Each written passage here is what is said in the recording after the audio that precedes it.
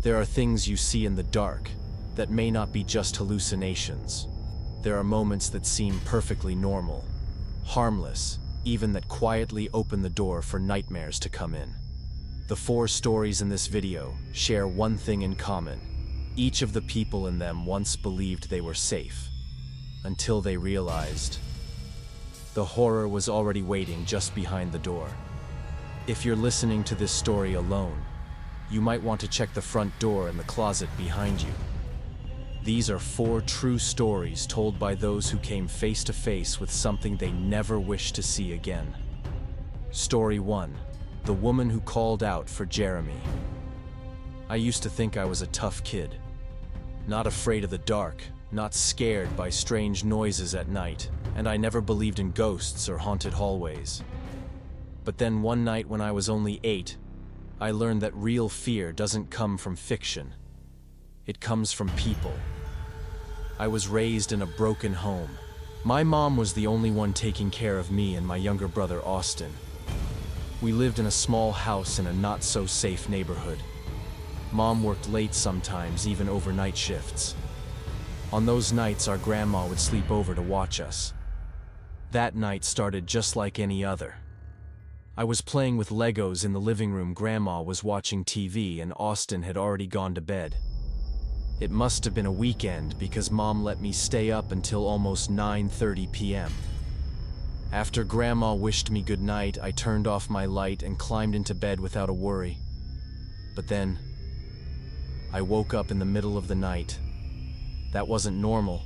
I was a heavy sleeper. And what woke me were the creaking floorboards.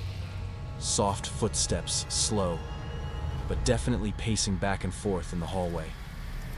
I thought maybe Grandma was heading to the bathroom, but the footsteps didn't stop. They just kept walking back and forth. Then, I heard something like a whisper, muttering, uneven, shaky, like someone talking to themselves in the dark. I crept up to my bedroom door and pressed my ear against the wood, and I heard it clearly. That wasn't Grandma. I cracked the door open, and I saw a woman, emaciated, nearly naked, hair tangled covering her face, her arms wrapped around her head, whispering something into the wall. She stood pressed up against the hallway wall, completely still, unaware of anything around her, until suddenly, her head snapped toward me. Her eyes were pale white, mouth twisted into a slash of a smile, and she looked right at me. I screamed. She rushed toward my door, slamming on it and shrieking, "Jeremy, open the door, it's me, Mom. Open the door, baby." I screamed for Grandma. She ran out of Mom's room and yelled angrier than I'd ever heard her before, "Get out of my house." But the woman kept screaming, "Jeremy, he's in there. I know he's in there." I was trembling, clinging to my blanket, crying in terror. The police were called, but by the time they arrived, the woman had run off into the night, still mumbling Jeremy's name as she disappeared into the darkness. Grandma held me and Austin. He'd woken up and was crying too. The 3 of us sat in the corner of the room until the police arrived and searched the house. They found nothing. No blood, no weapons, no ID. They said it was probably someone unstable, maybe on drugs or mentally ill. But I knew what I saw. That wasn't just some stranger. That was someone obsessed, someone chasing a shadow named Jeremy. And in that moment, she thought I was Jeremy. We moved out of that house a few weeks later. I had insomnia for months. Her eyes still haunt me, vacant and white, that sick gray skin, and her trembling voice. As if she was calling out to a child long dead, begging him to come back.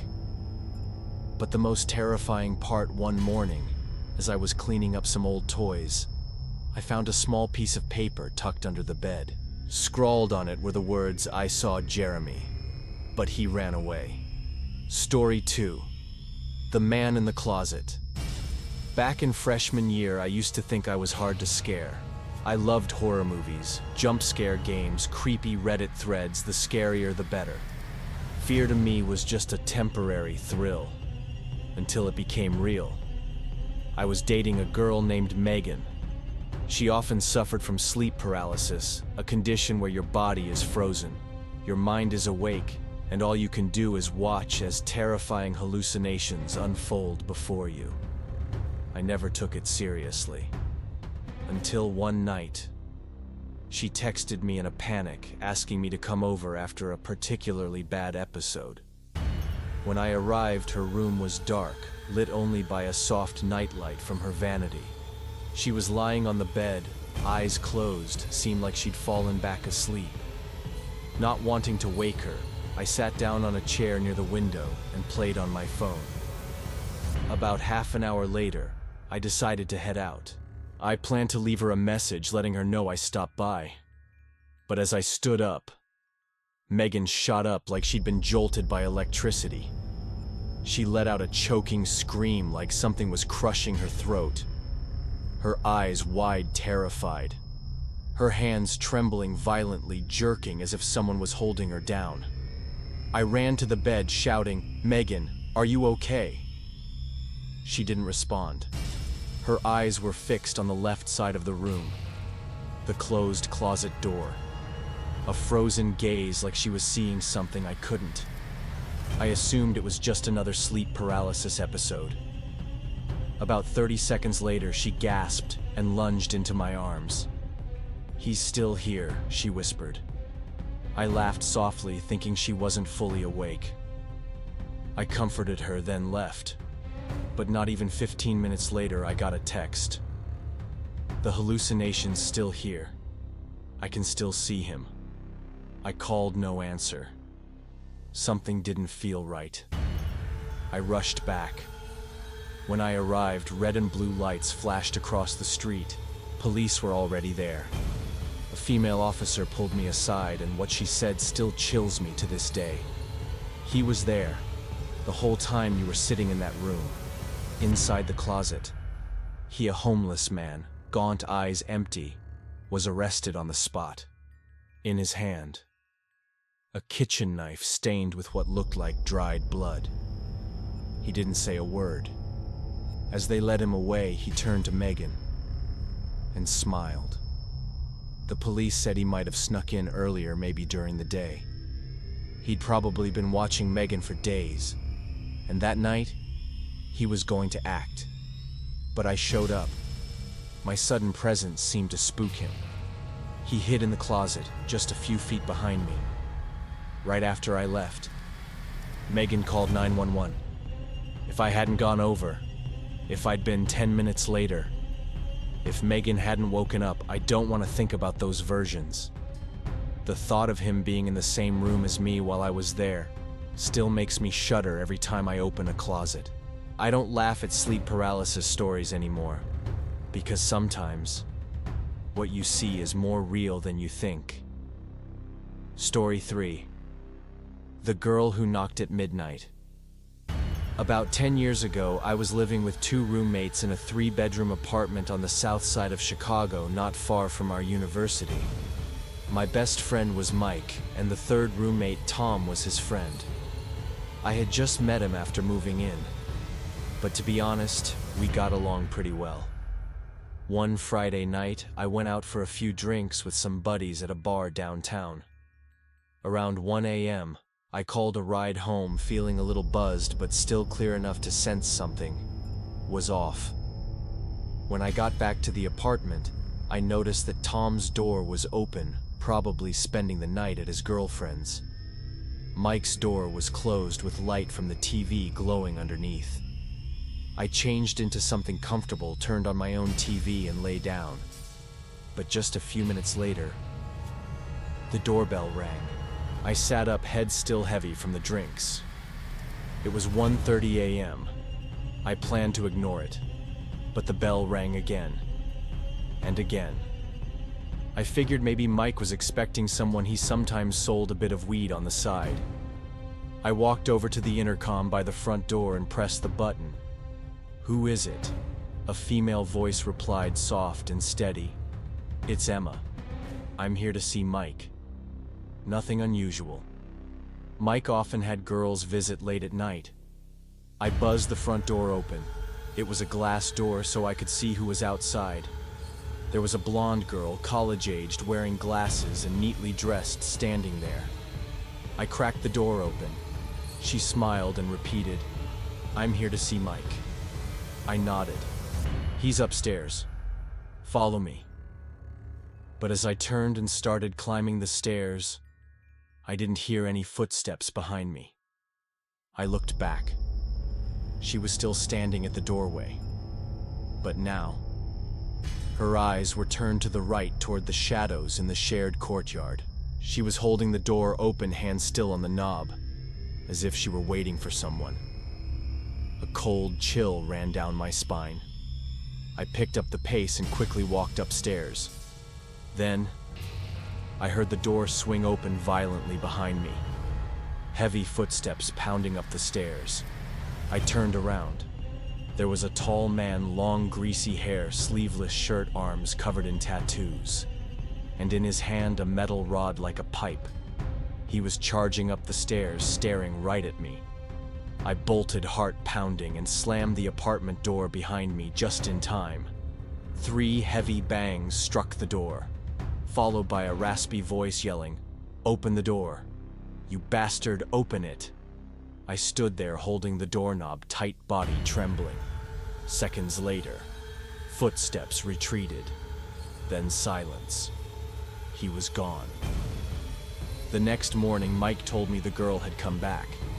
She said she was looking for someone named Tim.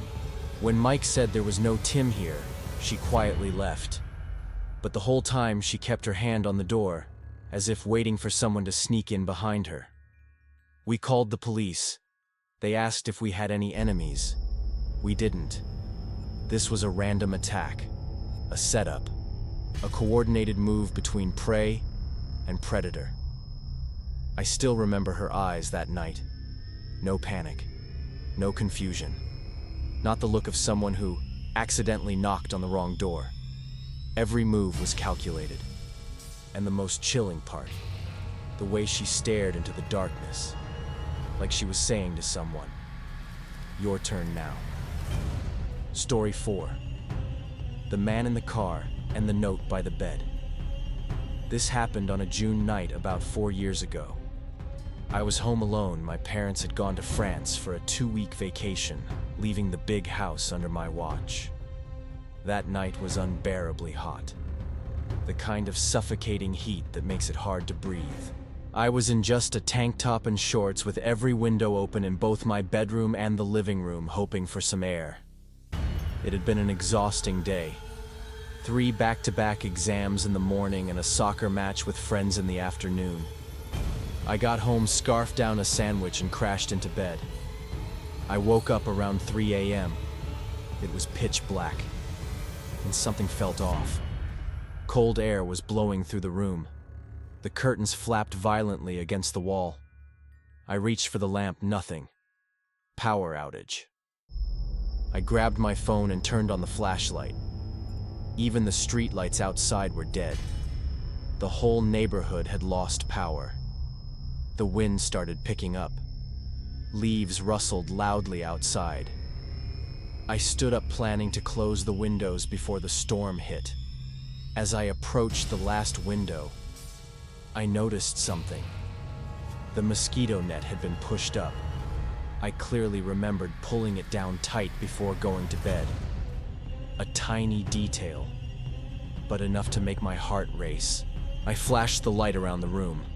Everything was in place. Nothing moved. No door open. I told myself it was probably just the wind, or maybe I was misremembering. I shut the window and walked back to my room. And then, I saw it. A light. A flash of white coming from the attic. Not lightning. No thunder. Just a narrow beam like a flashlight. I froze. A terrifying thought crept in. Someone's in the house. My body locked up, heart pounding like a drum. Then, the sound of a doorknob turning echoed from the living room. Slow, grinding. I didn't scream. I didn't run. I walked quietly down to the basement, which connected directly to the garage, all the while whispering to 911, trying to explain someone had broken in. They told me to lock myself somewhere safe and wait. Less than 10 minutes, they said. But just as I whispered back, the call dropped. No signal. And the phone battery, 1%. Still, I kept moving toward the garage. Maybe I could hide in the car, or escape through the street. I aimed the flashlight into the car, and I saw him. Inside my car, in the back seat. A face pressed against the glass. Eyes wide and milky white. No pupils. A grin stretched from ear to ear, rotten yellow crooked teeth. He raised a hand, tapped 3 times on the window, then waved. The wave of someone who'd been waiting. Right at that moment, my phone died. The flashlight went out. Total darkness. I screamed, threw open the garage door and ran into the storm rain pouring down in sheets. I ran like hell to the neighbor's house, banging wildly on the door. When they opened it, I collapsed, shaking and sobbing. The police arrived minutes later. They searched the house. No one. All the doors were open. Some old items in the living room were missing keepsakes my mom had held onto since childhood. But the worst part hadn't happened yet. The next morning, as I was putting the bed sheets back in place, I found a small piece of paper tucked under my pillow. The handwriting was messy, but legible. Bye-bye, beauty. You look cute when you sleep.